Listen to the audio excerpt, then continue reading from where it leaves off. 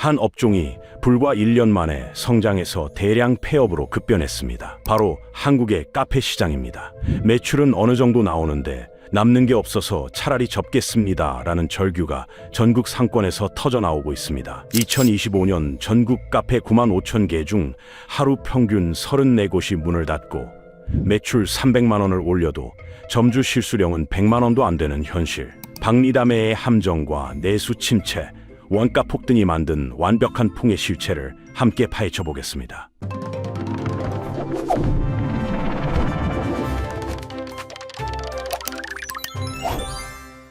매출은 나오는데 남는 게 없다는 절규는 결과였습니다. 균열은 더 먼저 났습니다. 그 첫 흔적은 2025년 1분기 통계에서 시작됩니다. 한국 카페 역사상 처음 일어난 일이 벌어졌습니다. 2018년부터 꾸준히 증가해오던 전국 커피 전문점 수가 처음으로 감소한 것입니다. 2024년 96,080개에서 2025년 1분기 95,337개로 줄어들었습니다. 코로나19 시기에도 증가했던 카페가 드디어 한계를 드러낸 순간이었습니다. 편의점 5만 5천 개보다 훨씬 많고 치킨 전문점 4만 개의 2배가 넘는 수치는 여전했지만 성장이 멈췄다는 신호였습니다. 이런 포화 상태가 만들어진 배경에는 한국만의 독특한 커피 문화가 있습니다. 한국인의 연간 커피 소비량은 405잔으로 전 세계 평균의 2배가 넘습니다. 유럽처럼 집에서 마시는 것이 아니라 카페라는 공간에서 소비하는 비율이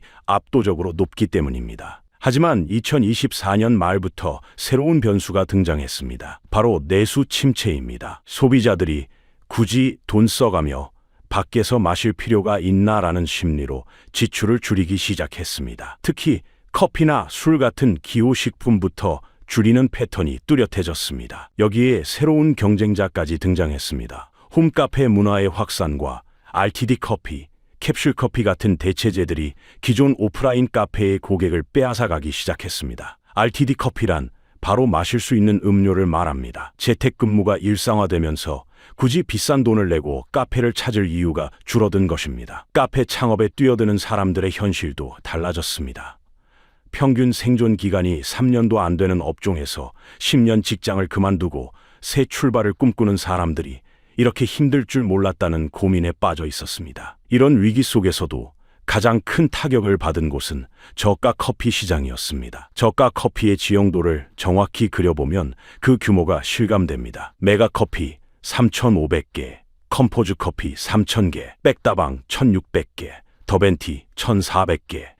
이 상위 4개 브랜드를 중심으로 한 저가 프랜차이즈 전체가 약 8,500개에 달합니다. 이들이 점령한 공간의 특징은 명확했습니다.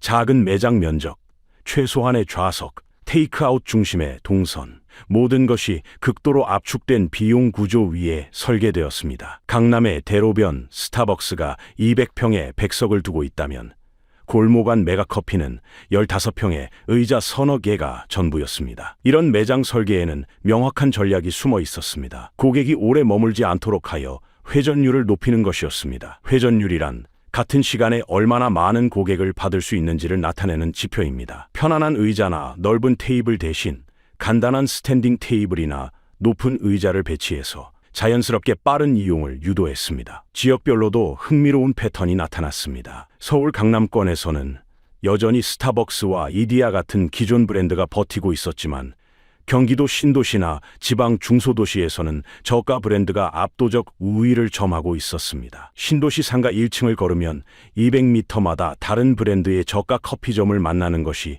일상이 되었습니다. 공급망도 저가에 최적화되어 있었습니다. 베트남산 로부스타 원두를 중심으로 한 대량 구매, 중국산 일회용 컵과 빨대, 국산 시럽과 파우더, 모든 원자재가 최저가 입찰 방식으로 조달되었습니다. 본사들은 많이 사면 싸게 사는 효과를 바탕으로 가맹점에 원자재를 공급하면서도 높은 마진을 확보했습니다. 그런데 2025년 들어 이 견고해 보였던 제국에 새로운 균열이 생기기 시작했습니다. 브랜드 간 차별화가 거의 없다는 점이 더욱 명확해진 것입니다. 같은 원두, 비슷한 맛, 비슷한 가격대에서 소비자들이 선택하는 기준은 오직 거리와 편의성뿐이었습니다. 저가 커피가 이렇게 성장할 수 있었던 배경에는 하나의 전략이 있었습니다. 2016년경 한국 커피 시장에 결정적 변화가 일어났습니다. 기존 프리미엄 전략에서 과감히 벗어나 박리담회 모델을 택한 브랜드들이 등장한 것입니다. 박리담회란 이익을 적게 남기더라도 많이 팔아서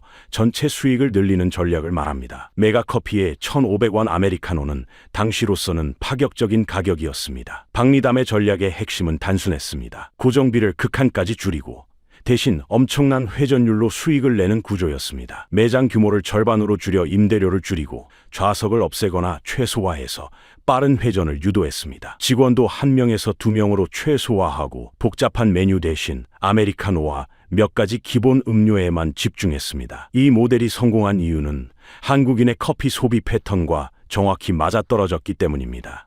카페인 섭취가 목적인 직장인들에게 맛의 차이는 부차적이었고 가격과 접근성이 더 중요했습니다. 코로나19는 이 선택을 더욱 옳은 것으로 만들었습니다. 매장 내 취식이 금지되거나 제한되면서 테이크아웃이 필수가 되었고, 이때 좌석이 적고 테이크아웃에 특화된 저가 매장들이 오히려 유리해졌습니다. 기존 프리미엄 브랜드들이 넓은 매장과 많은 좌석 때문에 비용 부담을 겪는 동안 저가 브랜드들은 오히려 매출을 늘릴 수 있었습니다. 성공 사례들이 언론에 보도되면서 창업 시장에도 변화가 일어났습니다. 과거 수억 원이 들던 카페 창업이 수천만 원으로 줄어들었고, 이는 더 많은 예비 창업자들을 시장으로 끌어들였습니다. 특히 직장을 그만둔 중년층뿐만 아니라 2030세대까지 저가 커피 창업에 뛰어들기 시작했습니다. 하지만 이 마법 같은 공식에는 치명적인 전제 조건이 있었습니다.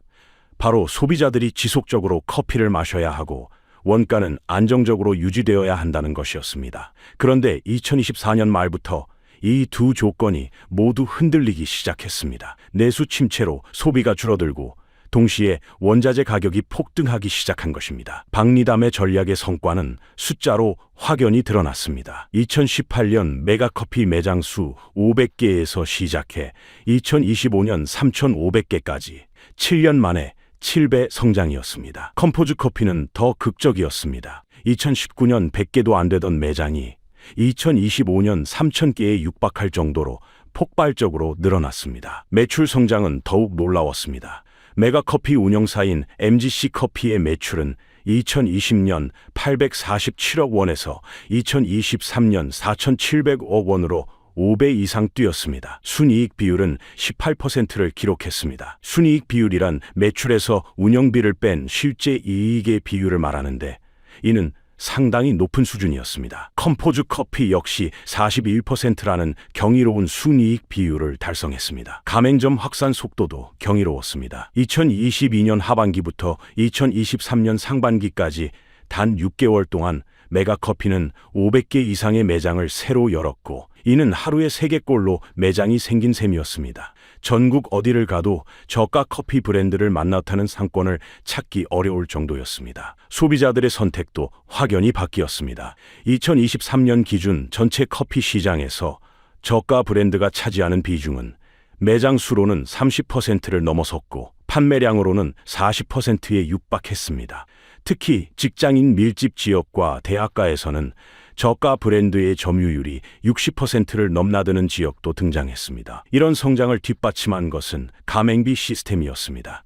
본사들은 매장이 늘어날수록 가맹비와 원자재 공급으로 안정적인 수익을 확보할 수 있었습니다. 가맹점주는 초기 투자비 3천만 원에서 5천만 원 정도로 비교적 적은 비용으로 창업할 수 있었고, 본사는 매장당 월 100만 원에서 200만 원의 로열티와 원자재 판매 수익을 얻을 수 있었습니다. 하지만 이 화려한 성장 뒤에는 불안한 징조들이 숨어 있었습니다. 매장은 늘어났지만 전체 시장 파이는 그 속도를 따라가지 못했습니다. 새로 생긴 매장들은 새로운 수요를 창출하는 것이 아니라 기존 매장의 고객을 나눠 가지는 뺏고 빼앗기는 싸움에 가까워졌습니다. 투자 시장도 뜨겁게 반응했었지만 이런 투자 열풍도 2024년 말부터 급격히 식어갔습니다. 성장의 한계가 보이기 시작한 것입니다. 성공 신화 뒤에 숨겨진 현실은 냉혹했습니다. 저가 커피 점주들이 마주한 것은 하루 종일 일해도 남는 게 거의 없다는 잔인한 현실이었습니다.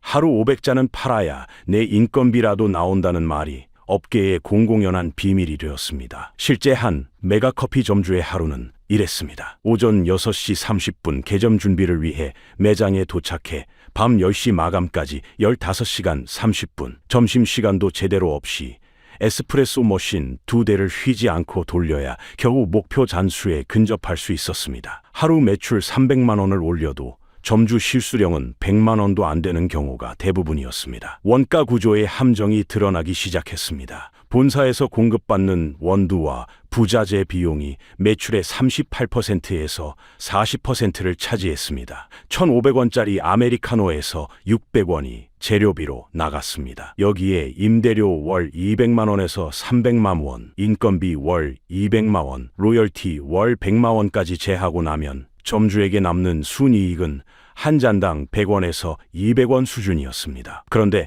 2024년 말부터 더 큰 변수가 등장했습니다. 바로 고객 감소였습니다. 경제와 정치 불안을 느낀 소비자들이 기호식품인 커피부터 줄이기 시작한 것입니다. 굳이 돈 내고 밖에서 마실 필요 있나라는 생각이 확산되었습니다. 더 큰 문제는 브랜드 충성도의 부재였습니다. 소비자들에게 저가 커피는 단순히 싸고 가까운 카페인일 뿐이었습니다. 실제로 소비자 설문조사에서도 저가 커피 선택 기준의 70% 이상이 가격과 거리였습니다. 맛이나 서비스로 차별화하기는 어려웠습니다. 가장 치명적인 것은 경쟁 매장의 등장과 동시에 찾아온 고객 감소였습니다. 8개월째 운영하는데 그 사이 주변에만 3군데가 더 생겼다는 한 점주의 하소연처럼 새로운 매장이 들어올 때마다 기존 매장의 매출은 곧바로 타격을 받았습니다. 여기에 전체적인 커피 소비량 감소까지 겹치면서 이렇게까지 힘들 줄 몰랐다는 절규가 터져나왔습니다. 또 다른 변수는 재택근무 확산이었습니다.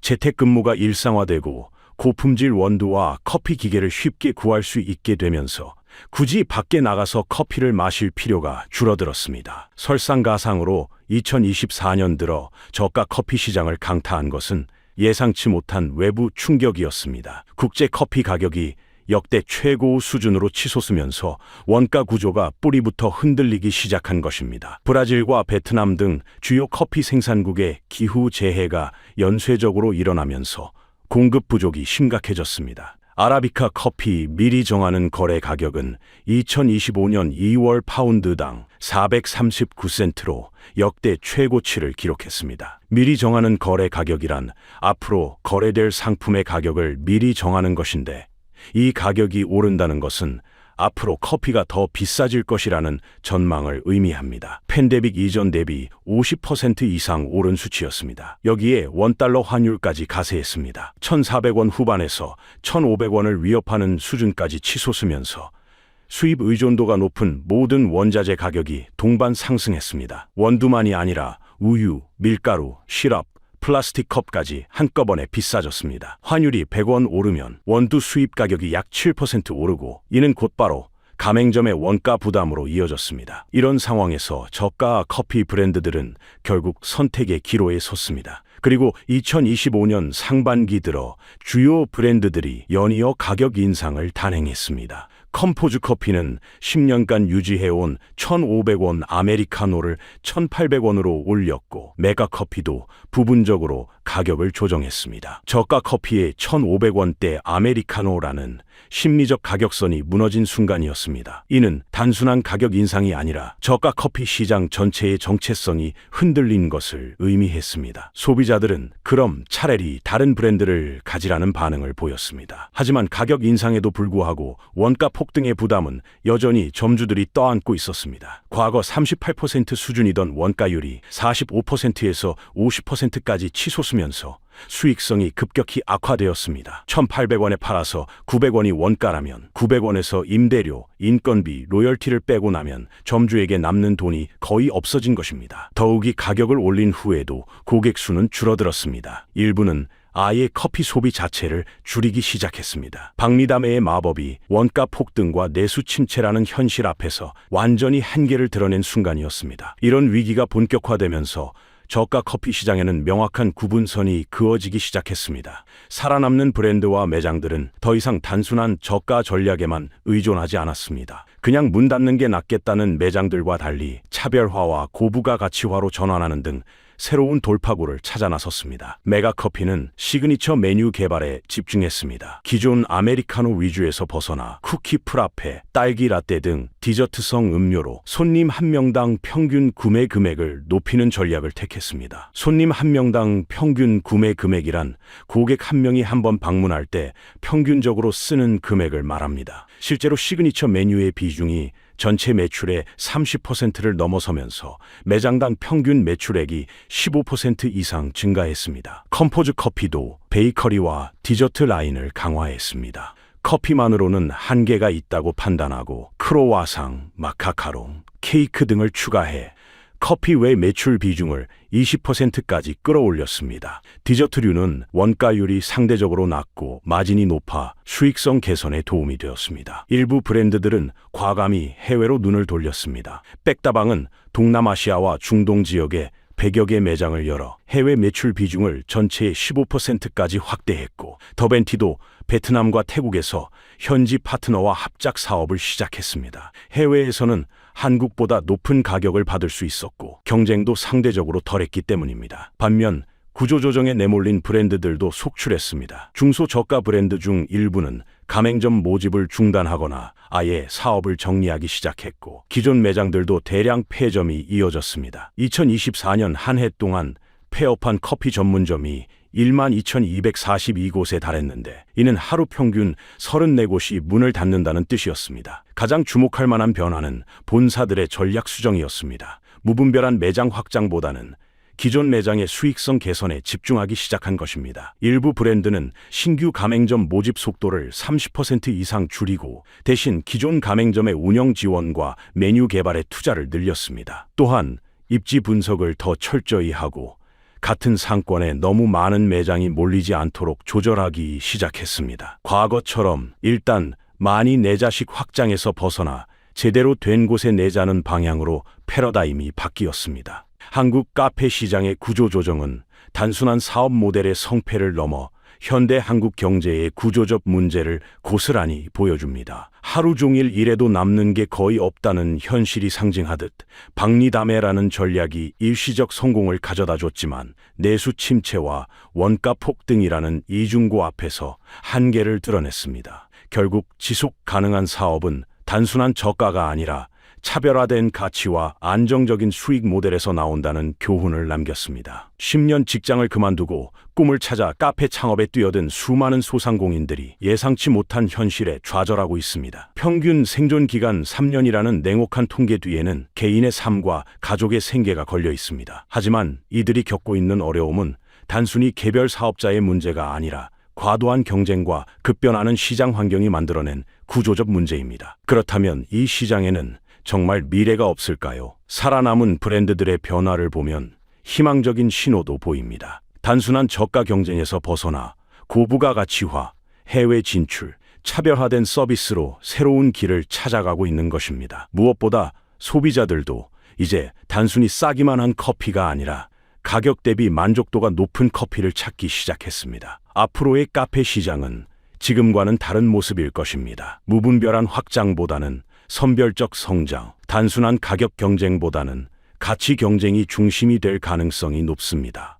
그리고 이런 변화는 결국 소비자와 사업자 모두에게 더 나은 결과를 가져다 줄 것으로 보입니다. 카페 시장의 구조조정은 우리에게 중요한 교훈을 남깁니다. 하루 종일 일해도 남는 게 거의 없다는 현실이 보여주듯 값싼 것만이 능사가 아니며 지속 가능한 사업은 적정한 가격에 합당한 가치를 제공할 때 가능합니다. 한국 입장에서는 이를 기회로 삼을 수 있습니다. 양적 성장에서 질적 성장으로, 가격 경쟁에서 가치 경쟁으로 전환하는 계기가 될 수 있기 때문입니다. 앞으로 살아남을 카페들은 단순히 싼 커피가 아니라 고객이 기꺼이 돈을 지불하고 싶어하는 경험과 가치를 제공하는 곳들일 것입니다. 하지만 카페 시장의 몰락이 끝이 아닙니다. 다음 영상에서는 비슷한 위기를 겪고 있는 또 다른 업종을 다뤄보겠습니다. 과연 어떤 업종일까요? 여러분은 지금 어떤 자영업이 가장 위험하다고 생각하십니까? 댓글로 예상해 보시기 바랍니다. 이런 경제 이슈의 이면을 계속 파헤치는 콘텐츠를 놓치고 싶지 않으시다면 구독과 좋아요 버튼을 눌러주십시오. 다음 영상에서 뵙겠습니다. 기대해 주시길 바랍니다.